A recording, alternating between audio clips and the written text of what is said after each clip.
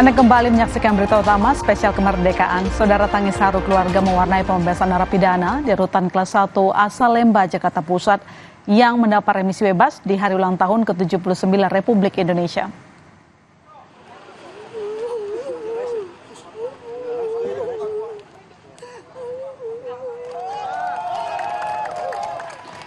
Sebanyak 1.115 narapidana mendapat remisi khusus kemerdekaan pada tahun ini.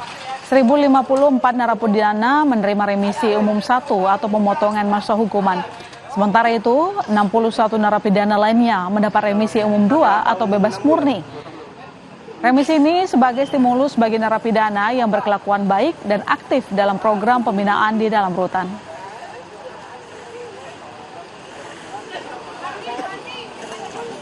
Yang diusulkan untuk menerima remisi umum pada tahun 2024 berjumlah 1.148 orang.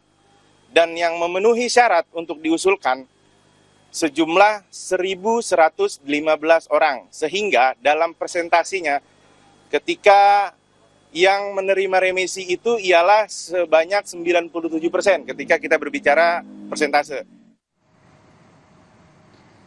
Sementara 223 narapidana Lembaga Pemasyarakatan kelas 2B Karangasem dan Lembaga Pembinaan Khusus Anak kelas 2 Karangasem Bali mendapatkan remisi pengurangan penahanan.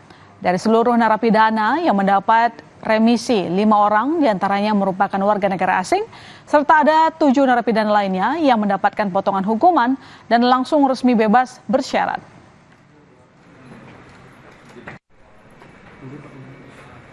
Semakin dia lama, semakin lama dia di dalam dan berkelakuan baik, maka remisinya akan semakin banyak dia dapatkan.